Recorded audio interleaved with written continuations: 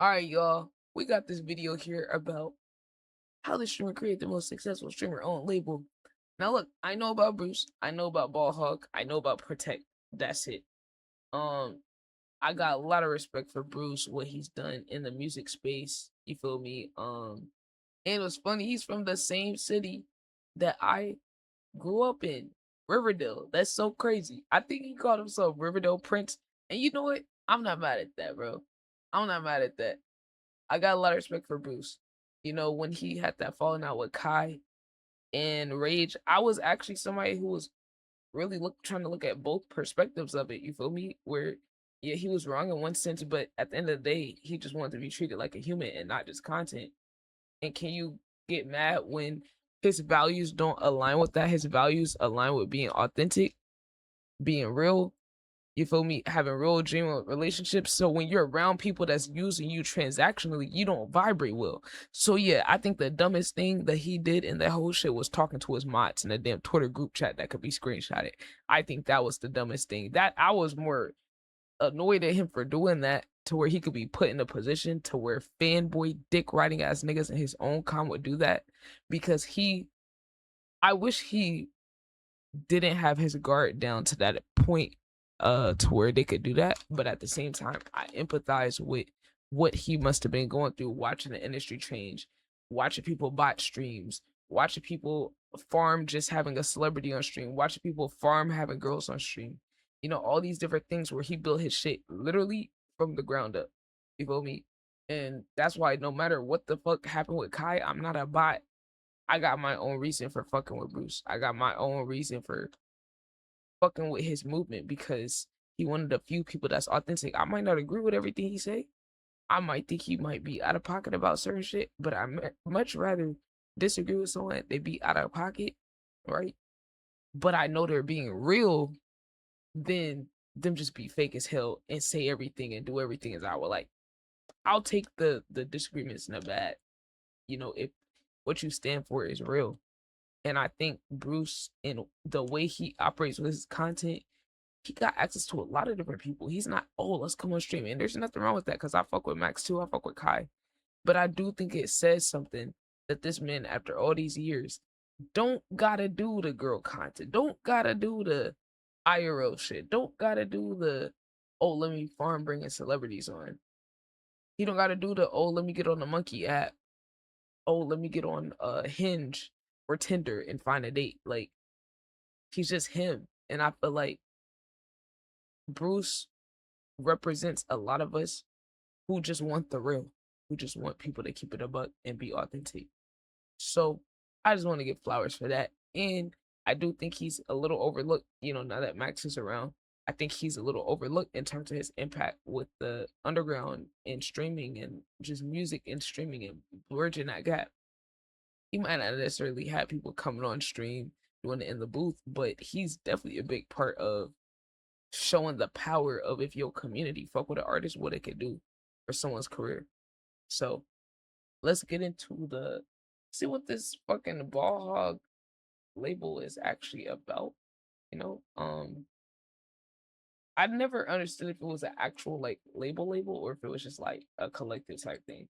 Overnight. Behind every member and the collective itself are years of quiet struggle and painfully slow growth. To understand how it all began, you have to go back to the very start with Bruce's come up. Keep it real with yourself 2025. No fake flies or no, oh, I'm a new me, I'm new this, I'm new that.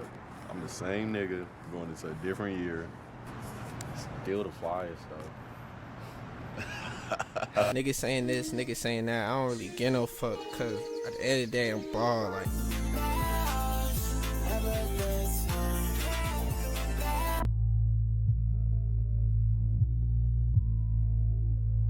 Bruce Ray Condones, known as Bruce Drop 'Em Off, born on September 23rd, 2000, grew up in Riverdale, Georgia. He started making content at around... Bro, I'm sorry. Did bro just put Riverdale, Atlanta, bestie? There's no way I saw bro do that. Bro. Off, born on September... Nigga put Riverdale, Atlanta. Oh, I was about to say, it's in Georgia right there. I'm fucking weak. Shit, I'm fucking fried, gang.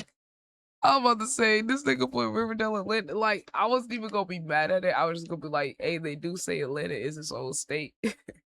They do say Atlanta is not a part of the rest of Georgia, so I was like, maybe he playing into that shit, but nah, I see the fucking Georgia now.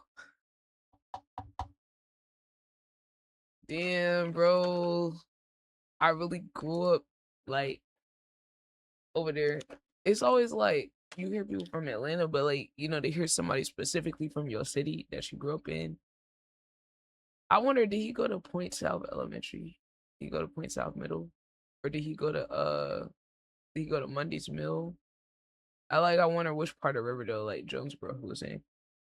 November 23rd, 2000, grew up in Riverdale, Georgia. He started making content at around the age of 13. Even though he's mainly known for streaming now, it didn't begin that way. Like a lot of content creators, he started off just posting regular Oh, YouTube so he did videos. YouTube. It wasn't until he began uploading his roast session videos that he finally started seeing real traction.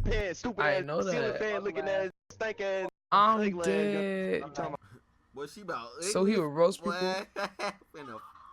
Finna flame up. Bro, this is the most Atlanta shit, bro.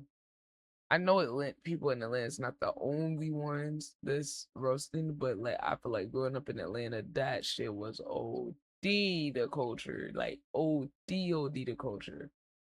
Like you was gonna have to learn how to flame a nigga, bro. You was gonna have to learn how to do that shit game. Like if you want to survive, you was gonna have to learn how to clap back, roast, be clever, witty. Like if you want to survive game, you was gonna have to get witty. I feel like that's why I be like so clever and like on my toes and like quick with shit. Cause I had to grow up in the South and in Atlanta where that's the fucking culture.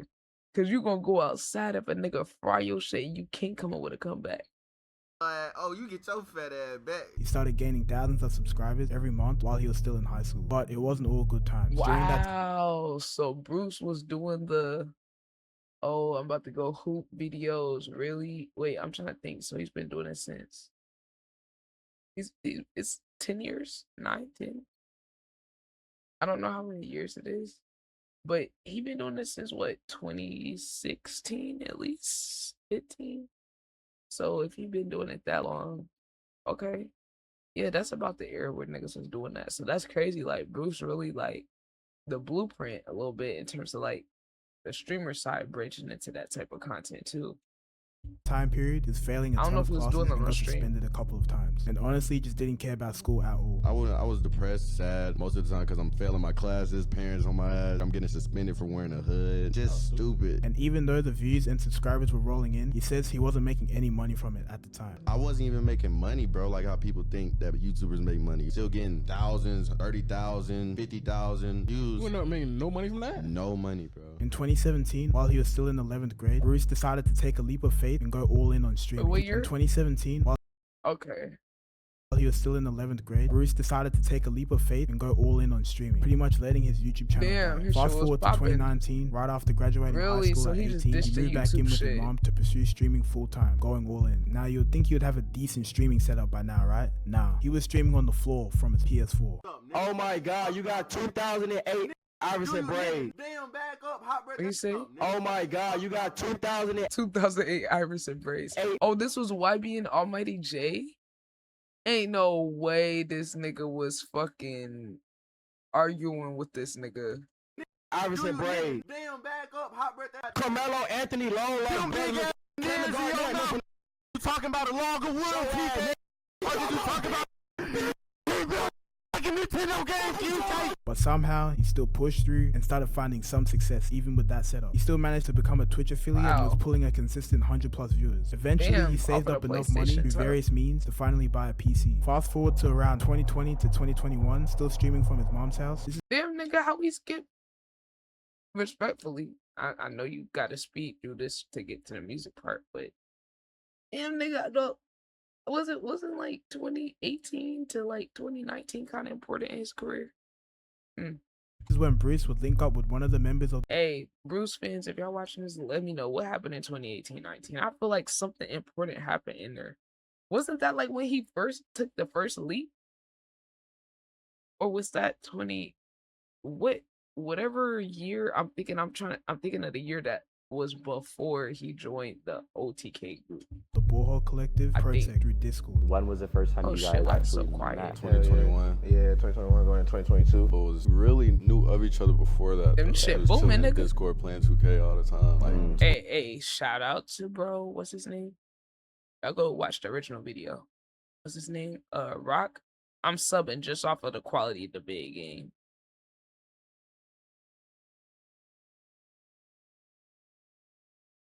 Firebit. 2020. Shit booming. I feel like going into 2021 ever since then. It's been locked in for real. And just to make it clear, Ballhog was already a thing before Bruce met the collective. And also, I don't think Ballhog is an actual real label. It's just a group. Yeah, or that collective. beat's I knocking. don't think it's a case where Bruce is actively going around looking for niggas, signing niggas and all that. I don't think that's the case. Bruce continued to stream, and in 2022 to 2023 is when he finally started reaping the rewards. Hey, I ain't gonna lie. Bruce continued. That pick is aura. That pick is aura. Yo, that's a tough pick. I ain't gonna lie. That's a tough pick.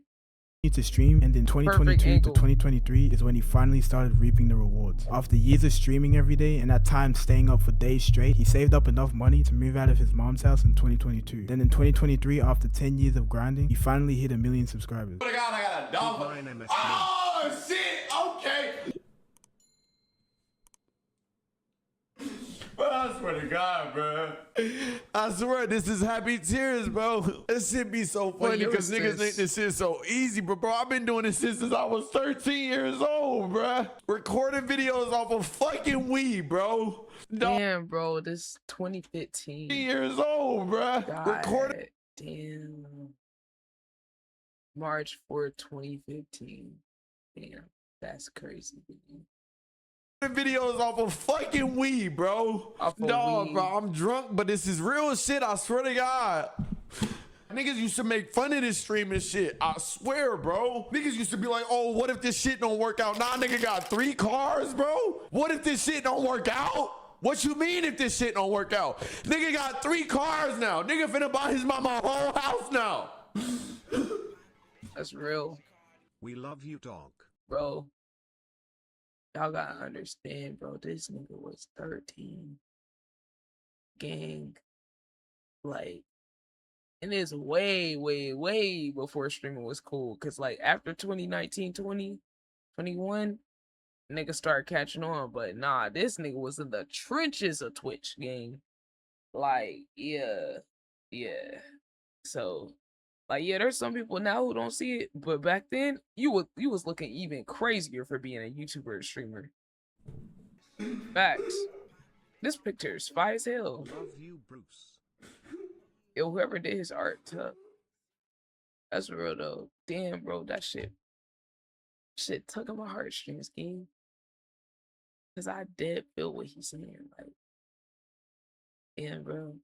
Cause it's like, I feel like when you do the same thing as somebody, you can appreciate that shit. You feel me? When you're on the same grind, you just understand where they coming from, just from a different level. And I so get that. I mean, I'm only 3 years into streaming, and I've dealt with the same thing, even though I've been able to make money, take care of myself off of streaming, invest into my community, invest into my setup, invest into my content. Even with that, niggas will still question it, be like, oh, but we don't see the vision though. It's like, I'm making shit happen. I'm actually doing shit. I'm like, it's not like I'm doing this shit not going nowhere. Of course, early on, niggas don't see it. Year 3, niggas see it. Then they trying to ignore it like they don't see it working. And we still ain't even nowhere close to like where we gonna be. So it's like when you got everybody that's like, no, this not gonna work. It's not gonna work. You stick to it. Even if you're like supremely confident, if you keep it a buck, deep down, it still makes the journey harder than if you had all the support. You know what I mean?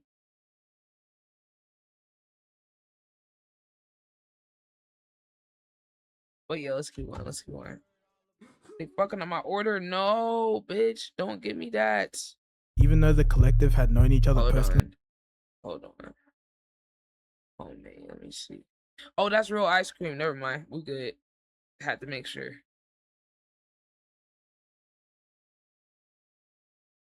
Okay, we cool with that. We cool. I was gonna crash out the chat, bro. Chat.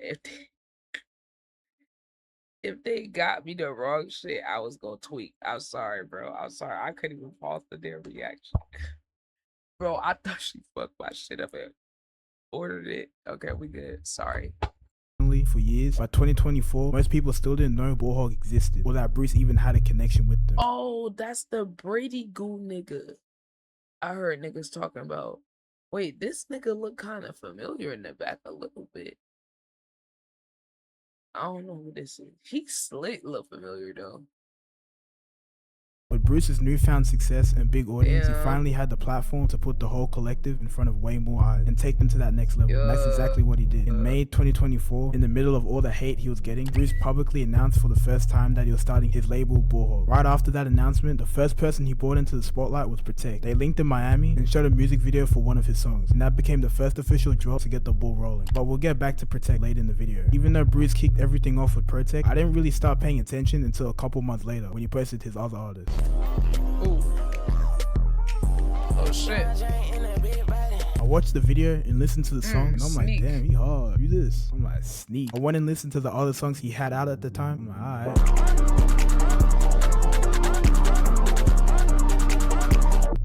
Okay.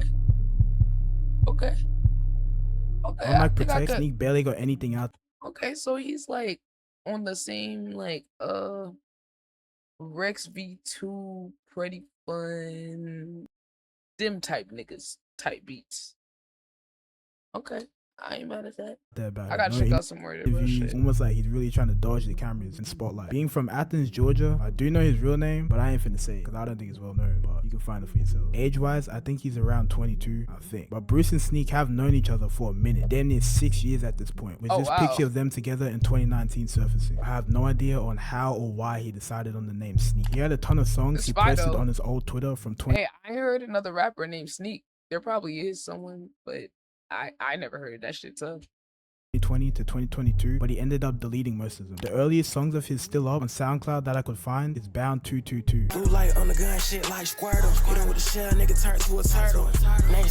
Before he transitioned into the sound he got now, his early work does remind me a lot of Glock 40, I'm not gonna cap. From the flows all the way down to how his voice sounds. 2023 is when I would say Sneak really started to take rap seriously. He dropped his first EP this year and started working with a group of well-known producers that you probably know of, being Draco FM, with guys like Sky, Legion, Rock, and Gyro. Those are the main guys you would have heard of out of the group. And to sum it up, they're basically the main producer group that are pushing this whole new distortion rage wave, or at least leading it as of right now. And you definitely would have heard their work if you listened to Salman San, Ken, or even Che. And Rock especially played a big role in producing Sneak's first official album, which I'll get into later. He kicked off 2023 dropping tracks like Boxed In,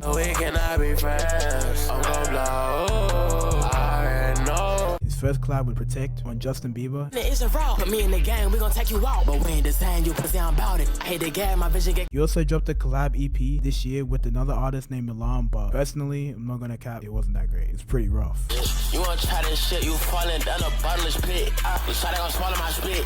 He dropped his first official EP, Almighty, on July 7th. He's always had good beat selection, but on this, the way his voice is on the song is too much. That super loud delivery, his voice is just blasting over the beat, it was just throwing me off. For example, on the very first song, Off the Ground.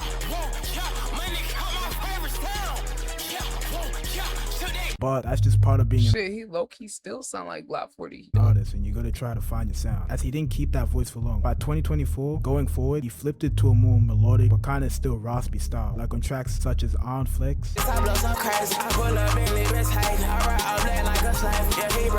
and RX Only.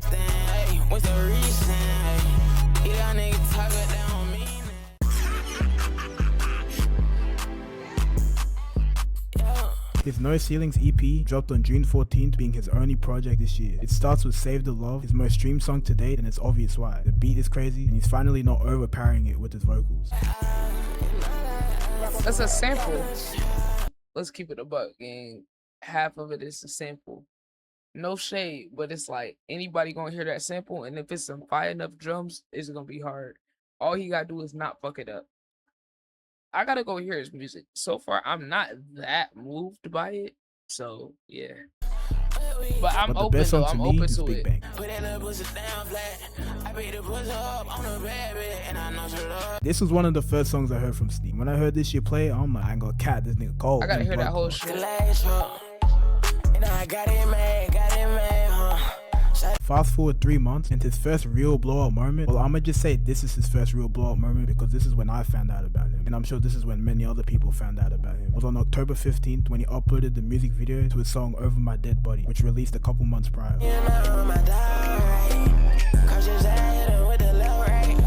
Just to give you a gauge of how small he still was at the time, I know monthly listeners isn't the best way to gauge, but it's the most convenient one because it's like right there. But if I remember correctly, he was sitting at around 12k monthly listeners, if I remember right, just to give you a gauge. But throughout the rest of the year, he just continued releasing songs like Overdrive, Sopranos,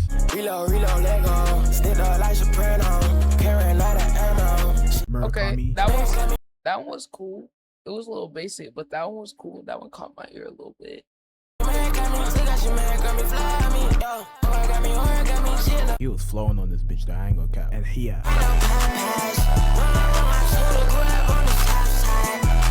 2025 has been his strongest year yet. He dropped his best work so far with 2 EPs and a full album. Plus, he had the most growth in his career up until this point. Leading up to the album, on February 6th, he tweeted the album title Sharpshooter. But before he actually dropped Sharpshooter, he wanted to put out a different EP first.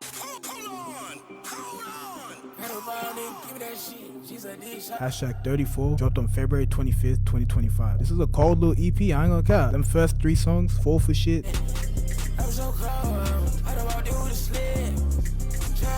Skydiver, X6, they were hard. These beats way better than other shit. I'm sorry. Dang, sorry.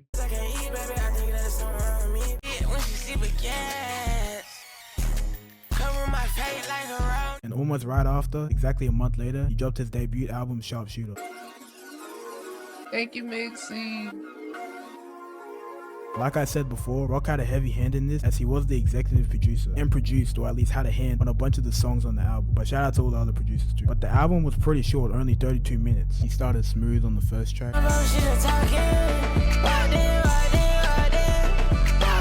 Then tracks 2 and 3, OK Bull and Ocho Cinco, were really the only 2 turn songs on the project. Okay, bull, baby, I'm a dug your head like Oh, how did the mixing go? After that, most of the project slows down. You can tell it's really trying to make it a full body of work with songs like Post Spin, They Never Coming Back, and Have It Your Way.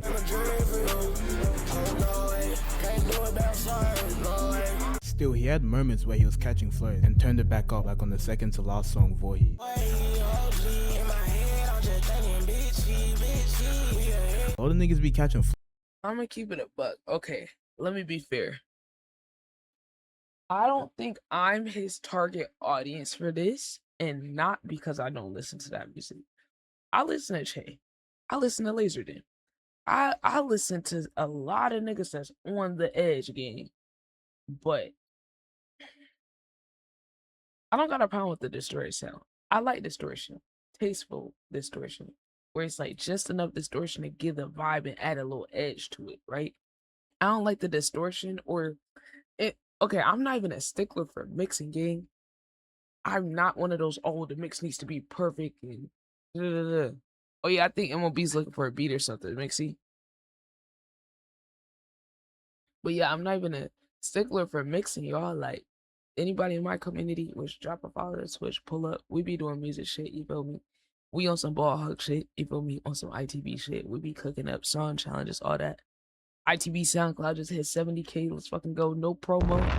No promo. Show me. That's just the SoundCloud algorithm type shit. But like, we just love music, bro. And I don't feel like the mix needs to be crispy and clean and perfectly balanced. And no, I just feel like if you got the resources to have a good engineer, you got the resources to have good producers, they can make the shit distorted and have the rough sound and make it sonically sound good on the ears. So at a certain point, this is just your stylistic choice. With the niggas in the band lab trenches, right, who don't got real setups and all that, I understand. And in a way, it makes me appreciate the rawness and the roughness of their vocals. But if you are a studio quality artist with studio resources and label and all of this game, there's no reason why you shouldn't have a better version of the distorted sound or a cleaner version of the rough sound that you're going for. There is a way to polish a rough sound to where it still doesn't hurt the ears. You feel me? Or you could just literally not choose beats that are fucking ear grape. Okay, let's just call it like that. Cause some niggas be getting on beats that literally they're so fucking rough on the ears you can't even enjoy it. And I know that's a style. And I listen to some songs with beats that's like that too. But I like it when they're more on the edge, where I'm like, oh, this is almost doing a little too much. I could deal with that shit. I ain't gonna lie. I could, if you're like right there and I'm like, but for the most part it sound good, it don't hurt my ears, I could accept it. But if you're getting to the point where it's like you are disturbing my ears and it's like physically hurting or making me uncomfortable to listen to your shit, it's like, damn, I can't even hear your flow and shit. But for this artist from the snippets bro played, I just am bored with that whole flow, and it's a lot of niggas doing that. You feel me? Like, and I listen to Protect. I see why people fuck with him. I don't dislike anybody that I've heard from this camp. Because I think I heard one of the other guys too. I don't feel that strongly against it. I don't even dislike this Sneak guy. It's just, I'm gonna just keep my ear, to see where he go with it. But the way Sneak does it on these beats, I'm not trying to glaze, but it kind of sounds effortless. He just naturally got that swag. I'm not gonna cap. 4 months later, yeah, and that's what I want to say too. I don't look at every rap nigga like, oh my god, I need to be able to understand every single thing you're saying. You need to enunciate that. Nah, nigga, I love me some mumble, vibe, flowing. My thing is, I feel like you taking it too far, gang. If I can't even hear your flow, nigga. If I can't hear your flow, nigga, I could at least vibe to the rhythm of your flow. If I can't understand your words, I'm kind of cool with that. But it's like, nigga, don't have the beat so loud or so crazy to where I can't even hear your flow in the pockets you get in. That's what I feel like is a violation as an artist. Another EP, Framed in Red. Now this was a good EP. He came in, did what he needed to do, then boom, out. From Good Times. Okay. G-Nikes. That sounds way more interesting. Shit Get Real. Prague. Okay. Missing. See, like, it's so much better when I could hear his fucking vocals cut through. Like, that shit sounded good. That's why I don't ever sit here to write no artists off just off of this or that song. Because I feel like with most decent or good artists, you're gonna like at least one of their songs. Or at least be like, oh yeah, this is cool. And I don't think this guy's a bad artist. He's at the very least okay, at the very least. Feel me? It hasn't really been no snippets that I heard that's like too bothersome.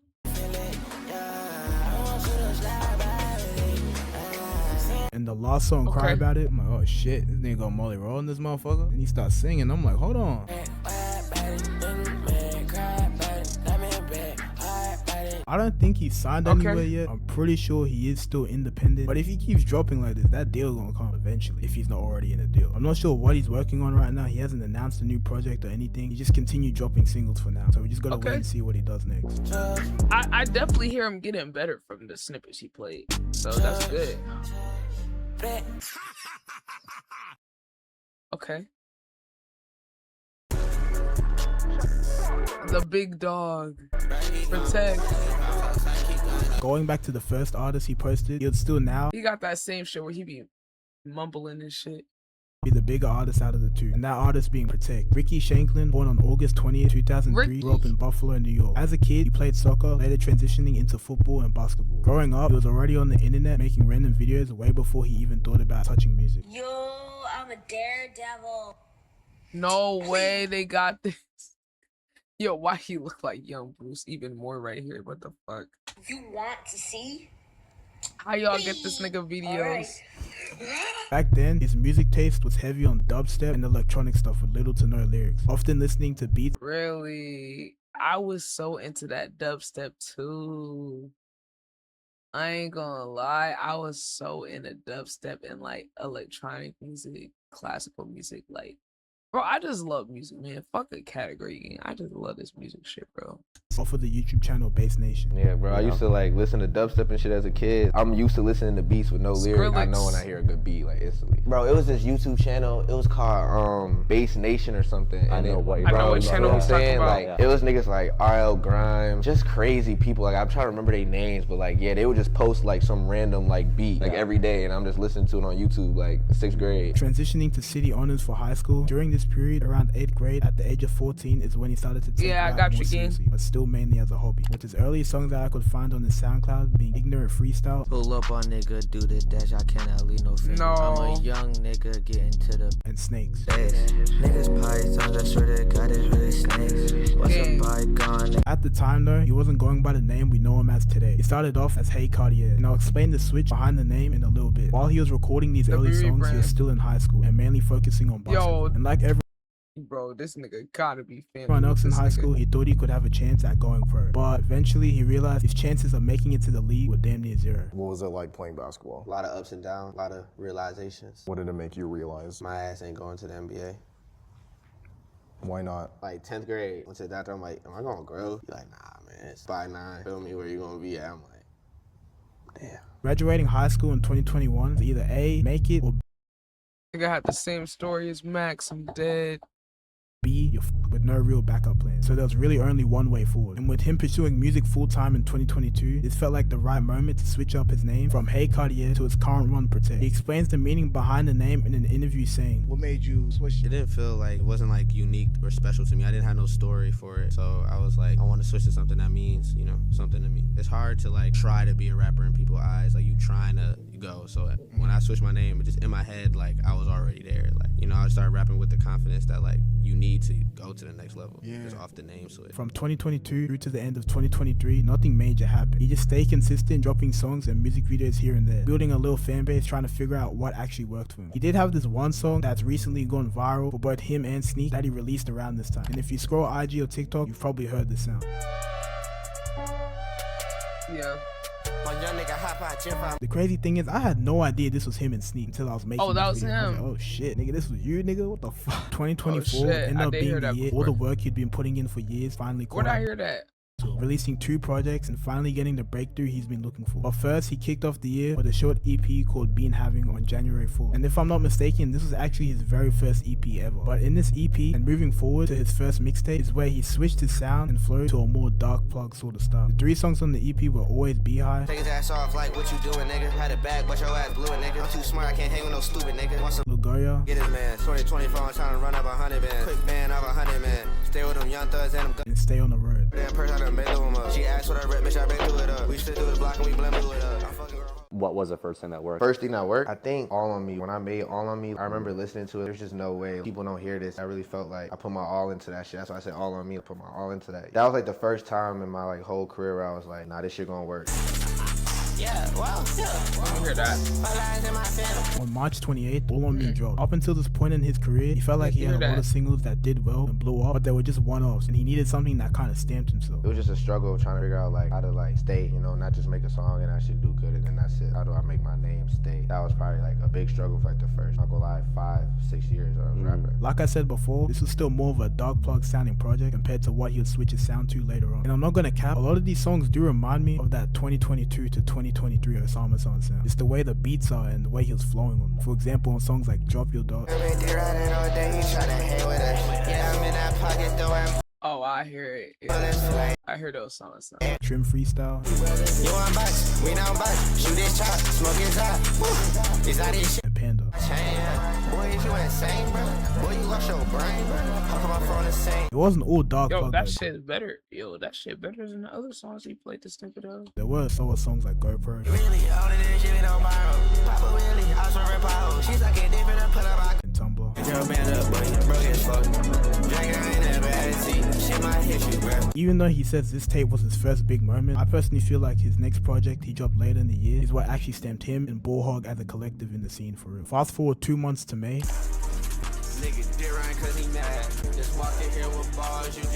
Now we're right back where we left off, with Bruce posting Protect for the first time and publicly announcing Ball Hog, kicking everything off with the Ball Hog summer music video. The whole thought behind why they chose this song to start it all off and how the video even came together, Bruce breaks it down himself. Going through like a hate wave, it's like, okay, what is something positive? You know, I got these positive group of people around me that are striving for something, and I'm big in my field to the point where I could plant seeds for my friends, and he had sent me this song. This is before I even knew of his music or anything. When I heard his music, All on Me, I'm like, Baja Summer, I'm like, I got a ring to it. It's turned the negativity into something positive. We decided to all go to Miami, and that's where Baja Summer came about. He was like, bro, I got way more harder songs in this. I'm like, bro, I know, but this is what's gonna get the ball rolling, and enough said, it did. From here on is when he switched his sound to a more monotone sounding flow, which is what he's currently using now. For example, on Yeah, I don't like, that's crazy that he wasn't even doing that from the beginning, because I didn't like that about the flows, because I was like, I feel like he could do more than this if he wanted to. So maybe it's just an era. Songs like No Assist. Well, make sure that you good. Well, make sure you ain't hurt. I just feel like the monotone flow is so boring. Like the lazy laid back, it's so played out. It's like, come on, do something else, gang. Like, no, y'all niggas got the ability to do it. We on slime shit. RP Takeoff. Think I want the sponsors all today. We smoking blunts. What the fuck is mine? And Grab Your Blick. I'm finna ball in the field destroying. Get out my ball and ball out and ball out. Now his full focus shifted to his debut album. On the months leading up to it, on August 6th, he tweets that the album is finished. 2 months later, he tweets saying the album comes out this month, but that wouldn't end up being the case. Coming on Bruce's stream and explaining. Okay, nah, I do gotta talk about something, bro. Alright, y'all, I got bad news, bro. The album is delayed, bro. If I could drop it, I swear to God, I would drop it, bro. But it's not coming out in October, bro. During the stream, they previewed a few songs off the tape to tease it a little more. Yeah, what song though? Let me think. Please be consistent. Play the first shit. In a black truck, score that trick. I ain't fly as hell. I feel like a pilot. I think a big part of the delay was him finally signing his first deal with Atlantic around this time, which also explains why when the album did come out, it was pushed so much. But as you can see, him taking the risk to go all in with music, it finally did pay off. With all this happening in 2024 alone, you just gotta keep going for real. You never know when it's gonna be your time to go off. 2 months later, December 17th, he dropped the track list. 3 days later, the album was out. Yeah, I'm not gonna lie, I have only good things to say about that project. The whole point was to set the tone. That's why it's Ball Hog for life. There's a Ball Hog tag on every song. I'm talking about balling, you know what I'm saying? That's what it was. That was 2024 for us, bro. It was just balling. I'm in love with that project, and I really feel like it did what it was supposed to do for everybody involved. If you're not Ball Hog, then die. This album had a lot of mixed opinions when it dropped. Some people liked it, others hated it. But this is the project where he finally locked in on a sound that's more of his own and actually kind of more distinctive. I would say mainly in his voice. On tracks like Hat Trick, You did me wrong, but fuck it. It don't matter. I did the math and I love. I Wanna Talk, Pink 50. I ain't scared, twin with me. Babysit, Nigga know I'm on go. I think I heard that one. Song. I got right there, bitch. Nigga, you got girl, you got. and ISO. He think he could guard me, but he ain't got no claim. Ball, yeah, these bitches tatted on. And my personal favorite, Rubber Bands, on some chill shit. Put rubber band on my mother. Put one out. But the way he sounds, Yo, it's like every 2 or 3 songs he does something that's actually interesting. That's why I'm not gonna like write him off. Like, I see the potential. It just depends on what he decides to do with his art, you know. on this album and the way he flows, it does kind of remind me of Lucky. It's that really lazy flow, how he just mumbles, but it worked for us. This is the sound that got him up and people are obviously gravitating towards it. After the success of Ball Hog for Life, it wouldn't be long until he dropped his next project just 8 months later, heading into 2025. In the lead up, he teased the album through a few tweets, at the same time doing multiple shows from NYC, Texas to Atlanta, where Bruce actually pulled up and made a surprise appearance. That's lit. That's lit. Like he was He got a great voice too. Yeah, exactly. I do feel like he has a really good voice. I think that's why I'm so like underwhelmed by some of the songs I'm hearing, because I'm like, nah, this nigga could be doing way more with his voice. Some people don't got a good voice, so it ain't shit they can do. But I think he got a pretty good voice too. 500 Days of Summer.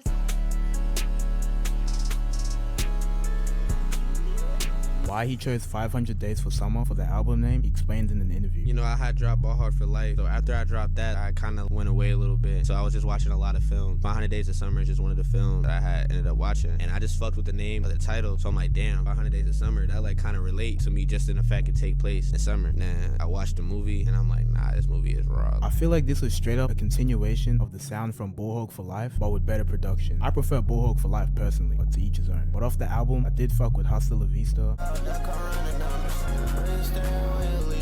Gotta check it out. If You Got Me.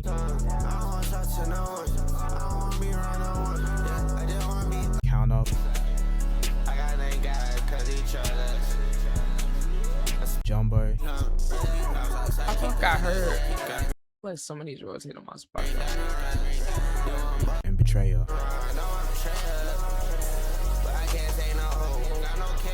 I feel like if he does more with his voice, he could unlock a different bag. But again, at the same time, I get it. Like Learn and Lucky have that really lazy flow. Yeah, that people say laid their back. voices are repetitive, but that's just their shit. You feel me? People fuck with that, and that's just what they developed into. So maybe this is what Protect's gonna continue with, because it's obviously working. He hasn't announced anything about his next project as of this recording, but I'll bet it's dropping sometime in 2026. As for the Bullhog collective as a whole, not 100% sure what Bruce's long-term plan is, but it feels like he's trying to turn it into a legit label with the artists he already has in it. Maybe down the line actually sign new people properly, or just keep adding to the collective. Or he might just say fuck it and keep it how it is and continue growing what they already got. Either way, it's working.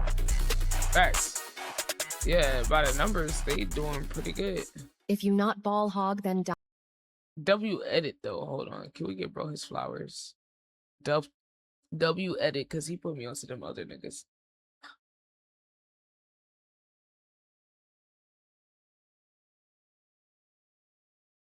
Remember people shitting on Ball Hog when it was announced they said 5 Star be a bigger label?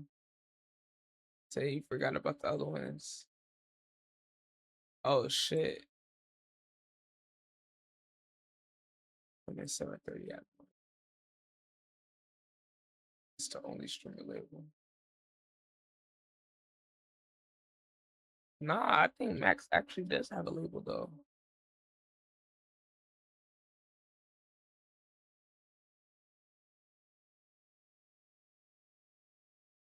He's the most underrated. What's his name? 77? That no way, that his name. Okay. Do these rappers ever think, oh, when I pick this name, how are people gonna find me? I'm gonna just have to look up 77 rapper.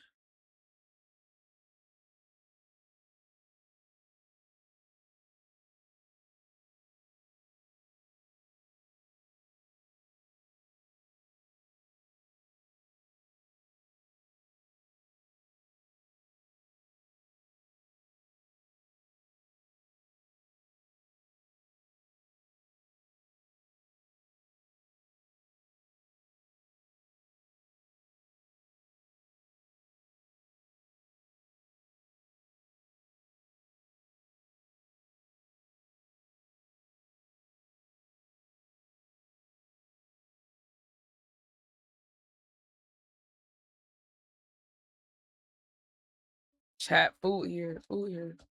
Wait, is MOB here? Is he recording? I gotta see. Oh shit! If y'all watching on the YouTube, drop a follow to the Twitch, leave a like, comment, so I'm gonna see y'all niggas. And shit, if y'all want to hear some of my music, go to the link tree, click the SoundCloud, or just go to my Ciara Bonus Live. I posted a couple songs, but not all of them. Shit, I've been learning how to make music on stream, or learn how to make my own songs on stream for the past since February last year. So I've been documenting my whole shit on stream and finding other artists and shit. The real underground artists, nigga. We ain't think right no mainstream niggas are big underground. Nigga, I want to work with the real artists in the trenches and build with them niggas. And we already doing that. We good. We chilling. I'm gonna see y'all, man.